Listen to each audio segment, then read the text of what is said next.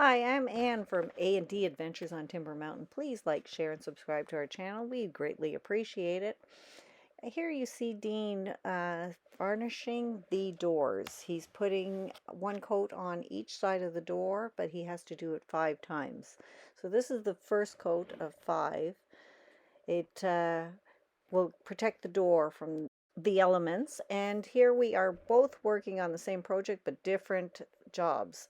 I am recycling a window that we have received and taking off the aluminum edges off of it so that we can cut it to size. And Dean is cutting the pine pieces to hold the window in place.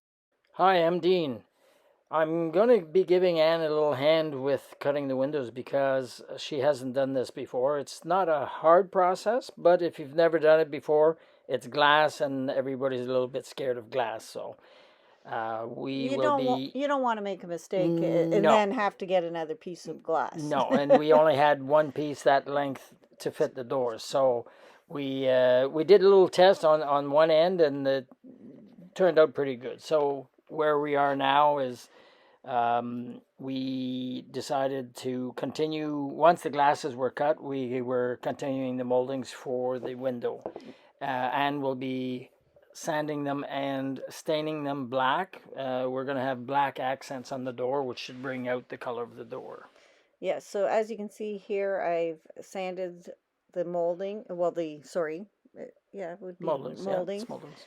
And I'm staining them black. You can't really tell what the color right now, but I'm sure you'll see what in the images later on what it looks like.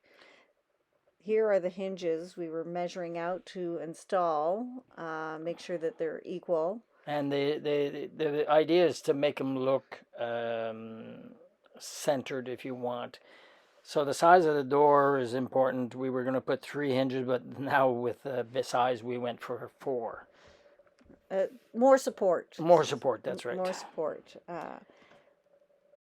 Here we're fitting and installing the moldings onto the door so we can rest the glass in. As you can see, we're test fitting the glass and trimming it so that it fits exactly and in place so it's not rattling around.